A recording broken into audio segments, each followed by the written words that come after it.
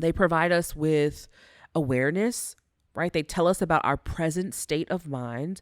They also provide us with implementation. They give us direction on what actions to take next. What is the next step?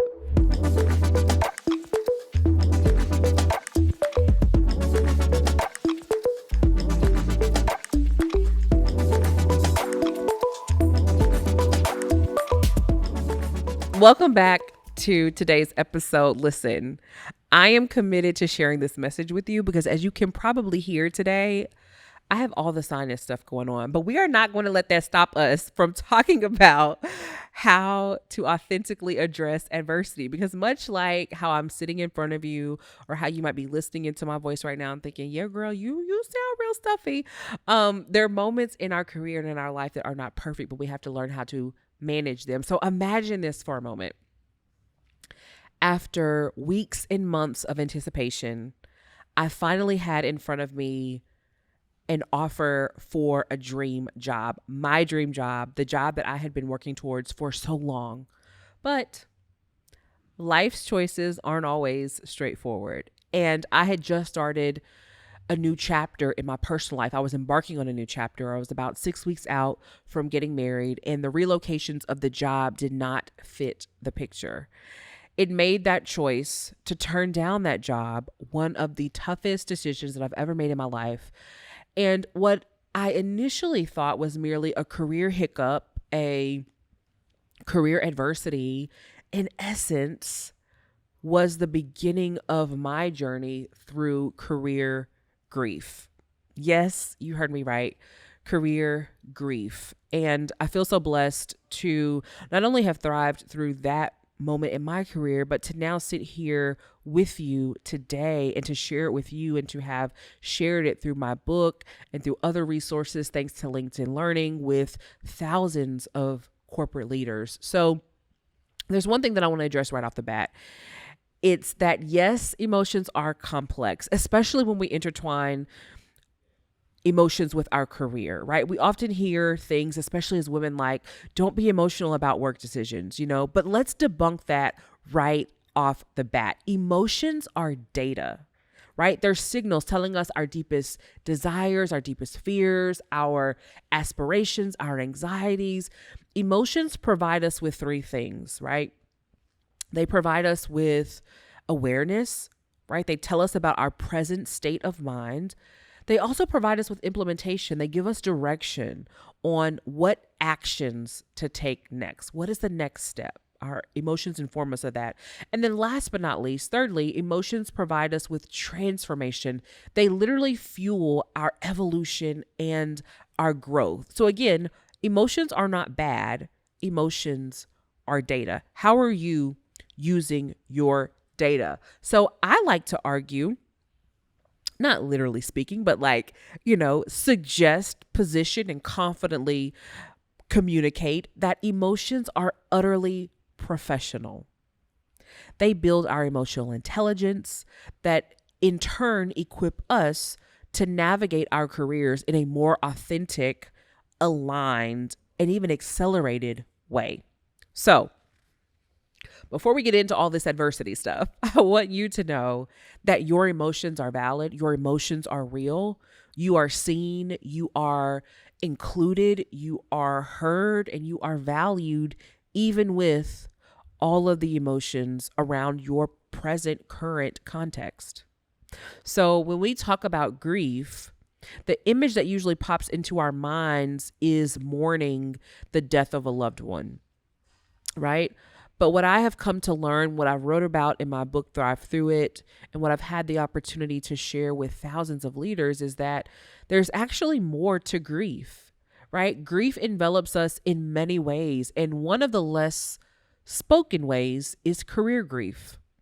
Now, to truly grasp this, let's define grief, right? So I define grief as our response to loss that is natural, extremely complex, and it's this intricate emotion that is natural that we feel when there's a change or disruption in our normal routine, or when an outcome doesn't match our expectation. Does that widen your aperture on what grief really is? So if you're following that definition, then career grief is that storm of emotions when we face adversity or disruption on our work journey, right? When we are going after the job and we don't get it. When we're going about our day, performing at our best, and our name ends up on the layoff list when we least expect it, right? So there are many things that can trigger this career grief. And I've identified in my book, Thrive Through It, 5 types of career grief. And I'll tell you quickly that when LinkedIn approached me to partner with them on a LinkedIn learning course, I initially presented all the super corporate stuff, right? Like even emotional intelligence, right? Like I shared topics that I thought made sense for corporate leaders, because even I am on this journey of fully stepping into owning and thriving in my authentic DNA design. And so I'll never forget, I was on the phone with the content manager and I'm in my home office and my book is in view behind my bookshelf, if you've seen me in that space. And she's like, "Oh, you're an author. Tell me about your book." And I shared with her. And then long story short, the course is on this topic. So let's talk about the types of career grief. The first is identity that's tied to your career. So if you've ever felt like your job is your entire identity, right? That you're somewhat lost without your role, your organization, you're disheartened because maybe you aren't where you imagined or you're no longer associated with a certain organization that you used to be a part of, that, my friend, is grief. The second type of grief is microaggressions or toxic teammates. So these types of environments can really erode our sense of self-worth. They can lead us to having really cyclical self-doubt and, yes, also grief, right? The third type of career grief is the loss of a job. And I mentioned this earlier. So remember, right, that hey Thriver, I'm excited for you to get your hands on your copy of the Blueprint to More Visibility and Influence. This is a powerful free resource that's designed to catapult your influence and amplify your impact in your business or company. Now, this isn't just another online guide. This is your strategic companion that's going to walk you through the world of personal branding and authentic leadership. Inside, you'll unlock essential strategies that are going to help you do a few things. 1, sharpen your self-awareness and own your unique story, navigate the complexities of workplace dynamics with more confidence, elevate your presence in any room, and ensure that you are not only seen, but also heard and valued. Why wait for opportunities when you can create them? With this blueprint, you'll learn how to cultivate a personal brand that commands respect and opens the door for new opportunities. And the best part, you'll start seeing the world differently, not just as a place where you fit in, but one where you stand out. You'll transform your self-doubt into more self-assurance and turn your aspirations into tangible achievements. So join me in our community of thrivers who are making their mark. Don't let this moment pass you by. Head on over to let'sthrivetogether.com to download your free copy of the Blueprint to More Visibility and Influence today. Start your journey and let's thrive together. You show up to work every day. You spend the majority of your Monday through Friday, awake, daytime, best hours of the day at work. And when you lose that job, right, one day that job is no longer yours, that emptiness that you feel is grief. The fourth type is rejection, right? The sting when you don't land the role that you wanted, right? You haven't lost your job, but you were going after another opportunity and you didn't get it, especially when it's within your current organization. Yep, my friend, that feeling is grief. And then the fifth and final type of career grief that may surprise you is actually promotions. So even positive transitions can spur grief, right? Remember that time that maybe you had to relocate? You were excited about the new role, about the new city, about the new experience, but that excitement was also coupled with a grief of leaving the familiar behind. So how do we navigate this? Right? Well, I believe it's all about redefining resilience. And If I had to choose a topic that I think really moves us from barely surviving to boldly thriving, it's completely unpacking and repositioning our mindset around what resilience is and what it is not, right? So, resilience is about acknowledging our emotions and understanding them, and then finding ways to steer those things to propel us forward, right? Our emotions in Thrive Through It, I talk about, not the new you, but the now you that has shifted and yes, changed based on your current experiences, right? Career grief, like many other phases of life, can be a challenge. But when we recognize it, we don't only heal ourselves, right? But we also equip ourselves and those that support us to help to move us forward when we face future challenges, and being able to do that head on, right? So we become much more proactive in future healing, both individually but also collectively.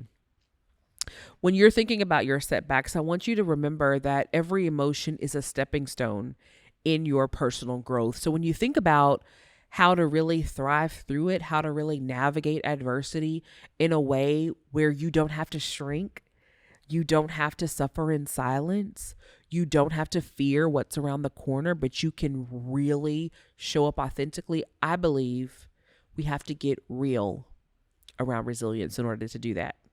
And the truth of the matter is, you're not alone, because most of us have felt that tug, right? That pull of our careers that starts to shape our identity, or that sting of a rejection from a job, or even, again, that paradoxical grief that comes from a promotion or a transition. But if we're going to navigate it authentically, we have to rethink and redefine our perspective on resilience. So I want you to just think for a moment, like if you're somewhere where you can close your eyes, if you're sitting still or standing somewhere listening to this episode, I want you to close your eyes and think about a rubber band being stretched between your fingers. And when it's released, it snaps back with a sting. That's how resilience is often viewed. It's reviewed as a rapid bounce back, right? It even means that we sometimes ignore the cracks that are forming in the rubber band. And those cracks represent cracks in our well-being. That snapback represents what happens to our mental and emotional state when we prioritize bouncing back. I'm using air quotes if you're listening in, or we prioritize how fast we can get back to a former state before the disruption in the routine or before the loss around an expectation. But resilience shouldn't be about how quickly we can recover, right? It's really about how we grow and how we thrive, not over, not around, not pretending the disruption isn't there, but through the ordeal. So when we talk about career grief, we're not talking about bouncing back to our old selves. This has been a core mindset and perspective reset that at Career Thrivers, we've had the pleasure of working with corporations on, even through the pandemic, that you're not trying to get back to the former way that you were doing business, but instead, we are morphing into, individually and organizationally, we're morphing into a stronger version of ourselves. We're harnessing those lessons from the disruption, from our experiences that propel us forward with purpose and impact. And with this evolved understanding, I have found this framework or method of embodying what I call real resilience, the key to doing it authentically. And so I call it getting real, right? And so we'll wrap up with this because I want you to really dig your teeth into this with me and not only allow it to inspire you, but help it to inspire you to take action, right? I don't want it to just motivate you, but like let it inspire you to take an action. So the R of getting real is to reflect. Start by introspecting, right? Understanding how you feel about the challenge that you're currently facing. Ask yourself, how do I feel? Why do I feel that way? This is essential to not ignoring the emotion, but recognizing it without judgment. I want you to remember again that your emotions are data, right? They are tools in your toolkit to help you show up authentically. The E of getting real is to evaluate, right? Now, post-reflection, you can analyze the challenges, right? You can analyze the implications around the challenge for you, for others around you, right? You can question the impact, and that will give you the clarity that you need. These conversations in your evaluation phase are essential to having a deeper understanding of how to do the next thing, which is to adjust, right? So the A of getting real stands for adjust. So with a clearer perspective, right, on your emotions, on the scope of the challenge, you can formulate an action plan, right? And the emphasis here is on addressing the root cause, not just the symptoms, right? We often jump to the A, right? Not knowing that we're in the framework, but we jump to make the adjustments when change happens, right? Many organizations through the pandemic, particularly through the racial reckoning of 2020, rushed to implement something. Oh, we just got to do something, right? And not realizing that the tactics that we're taking versus having a strategic approach is merely addressing the symptom, not the root cause, right? So ask yourself, what adjustments do I need to make? What actions will drive me forward with more joy and more purpose? And then last but not least, the L of getting real is to lose the cape. Listen, this is my favorite part of getting real, particularly as a woman, because this has helped me to unlock the power in giving myself grace and to really embody that, like not to just use it as language, but to really embrace vulnerability, because it is okay to acknowledge that you are not okay. And this acknowledgement is a sign that you're actually stronger than you think versus it being a sign that you're weak, right? It's a testament to your authenticity. So ask yourself, am I being transparent about my journey with the people that care about me most? So instead of striving to bounce back to where you were before the adversity, let's commit to real resilience.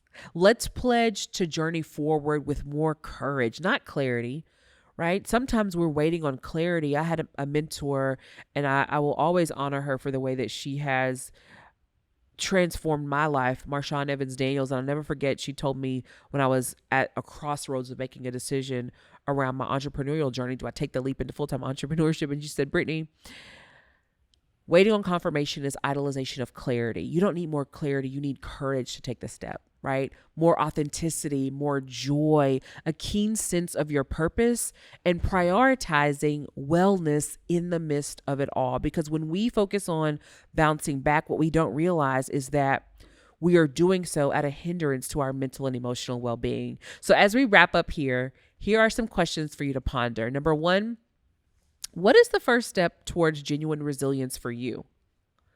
And then, why must you shift your perspective on resilience? What is your current approach to perfection and having all the clarity before you move, or perhaps to pretending like the disruption isn't there, the adversity didn't happen? What is that costing you currently?